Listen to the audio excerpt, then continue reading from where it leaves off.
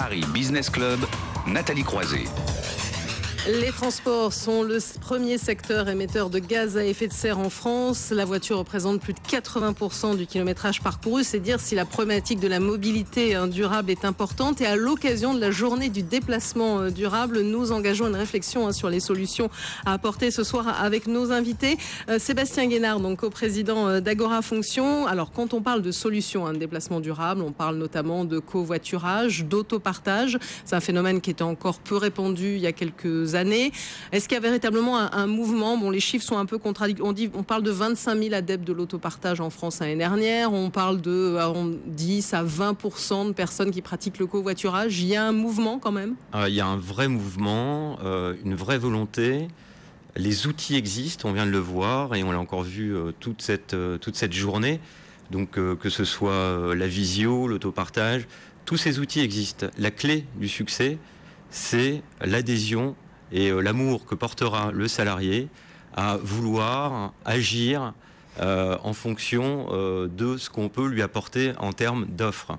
Oui, je pense que l'adhésion et l'accompagnement du changement par rapport à cela est un élément clé qui a été rappelé d'ailleurs par le DRH de 3ème Europe ce matin, Nicolas Jeunepin. Et je pense que la clé du succès viendra de la consumérisation des usages, comme l'on dit aujourd'hui. Donc c'est je consomme du déplacement durable, j'y goûte, j'ai des outils et j'en deviens complètement adepte et j'ai pris conscience que ça représente quand même un tiers aujourd'hui de la problématique CO2. Alors la solution notamment, mais pourquoi pas, c'est un développement, une généralisation. On parle de l'arrivée bientôt, normalement d'ici la fin de l'année, d'Autolib à Paris. Gabriel Plassa, donc du service transport mobilité de l'ADEME, est-ce que ce n'est pas justement de proposer une offre à la hauteur, on va dire, qui va permettre d'avancer aussi en matière de déplacement durable? Autolib dont vous venez de parler, effectivement, est pour l'instant concentré dans Paris et l'Île-de-France et la région parisienne. Même s'il y a des initiatives aussi à travers la France. Il y a des initiatives effectivement dans d'autres villes de France. Donc c'est une solution en plus, une brique, on va dire, de nouvelles mobilités, nouvelles solutions de mobilité.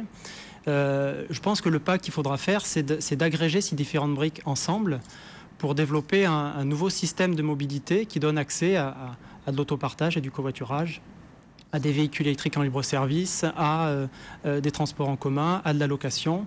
Donc développer un système complet, un forfait mobilité, dont on pourrait s'inspirer des forfaits télécom par exemple. Et ça, c'est rendu possible, on peut l'imaginer. D'abord, ça existe quelque part, notamment à Séoul. Il y a déjà des expérimentations concrètes qui ont été faites.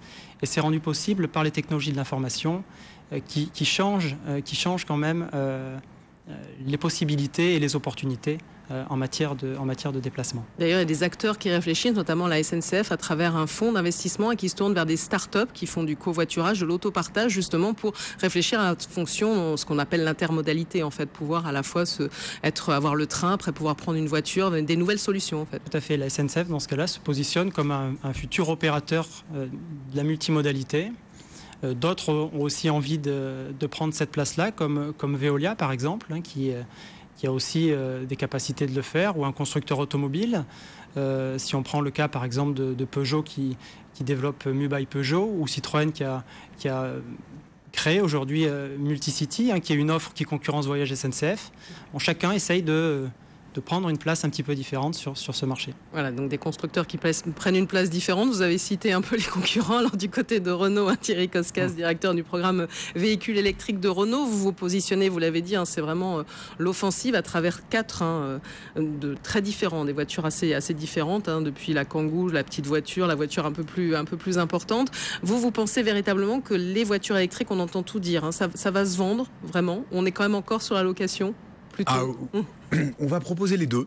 En fait, quand on fait des études clients, quand on a préparé le lancement de ces voitures, on s'est aperçu qu'il y a des comportements, je dirais, traditionnels de je veux continuer à posséder ma voiture, donc je veux pouvoir l'acheter, bien entendu, et on le proposera.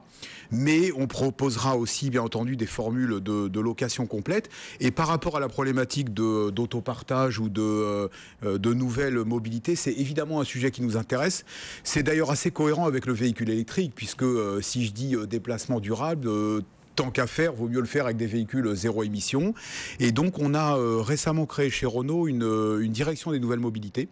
Et donc on proposera en particulier à partir de nos véhicules électriques un certain nombre de services ou la possibilité que ces véhicules rentrent dans des formules d'autopartage. Il y a par exemple l'un des 4 véhicules qu'on va sortir qui est Twizy, un petit véhicule 2 places qui est vraiment intéressant pour le coup parce que c'est un véhicule purement urbain qui a une autonomie d'une centaine de kilomètres, qui coûte le prix d'un scooter. Et si vous imaginez, par exemple, ces véhicules en libre service, ça prend assez peu de place sur la voirie, parce que ça fait 2 mètres de long. Donc vous pouvez à la limite les mettre l'un à côté de l'autre. Donc c'est assez pratique sur un trottoir ou devant un trottoir. Donc vous voyez, c'est le type de... Je pense que le véhicule électrique va donner de nouvelles opportunités pour justement le développement des nouvelles mobilités, de l'autopartage. C'est pas du tout quelque chose qu'on oppose à l'achat traditionnel de véhicules, mais c'est, je dirais, une formule complémentaire. Alors, une formule complémentaire. Alors, le complémentaire aussi, c'est, comme je disais, pourquoi pas de ne pas se déplacer. Francesco Serra, donc directeur général Europe de l'Ouest de Polycom. En matière donc de vidéoconférence, de téléprésence, les entreprises s'y mettent progressivement, vous l'avez dit. Elles veulent des solutions simples. Alors, des solutions simples et qui s'adaptent à tout type de profil. Donc ce qu'on voit, bien évidemment, les grandes entreprises comme Schneider, chez qui on était ce matin, sont équipées et s'équipent de plus en plus. Aujourd'hui, ce que les gens attendent dans les entreprises, c'est des solutions de qualité, haute définition. On a ça à la maison, donc il n'y a pas de raison qu'on ne l'ait pas dans l'entreprise. Et en plus, ce qui est en train de se passer, c'est qu'il y a des nouvelles générations qui rentrent sur le marché du travail, qui, eux, ont complètement appréhendé ces nouvelles solutions, qui sont aujourd'hui disponibles, et ce qu'on propose, nous, également, sur des tablettes, sur un PC et sur des solutions complètement mobiles. Et donc, aujourd'hui, ces solutions sont appréhendées déjà par donc la jeune génération. Et donc, les directions informatiques ont pour objectif, je dirais, de l'implémenter. Alors, ils doivent bien sûr faire l'accompagnement derrière. Donc, c'est pour ça que je pense qu'il y a un vrai enjeu au niveau des directions des ressources humaines pour faire tout l'accompagnement. Mais aussi bien grandes entreprises que PME, ça peut être aussi impliqué. Justement, c'est ce que nous, on est en train de faire parce qu'on a bien sûr beaucoup de conversations avec nos grands clients, mais le marché, là où il y a vraiment un potentiel fort, c'est, je dirais, le tissu économique français qui est fait de PME-PMI. Et c'est aujourd'hui une vraie solution pour être compétitif au niveau de l'exportation. Parce que pour une société qui a 5 ou 10 employés, d'envoyer des gens à l'international se déplacer, c'est pas toujours facile. Aujourd'hui, avec la vidéo, on peut s'affranchir des frontières et pouvoir communiquer. Et déjà, aujourd'hui, de nombreuses entreprises dans nombreux pays l'utilisent déjà. Donc en France, on est peut-être un petit peu en retard par rapport à ça.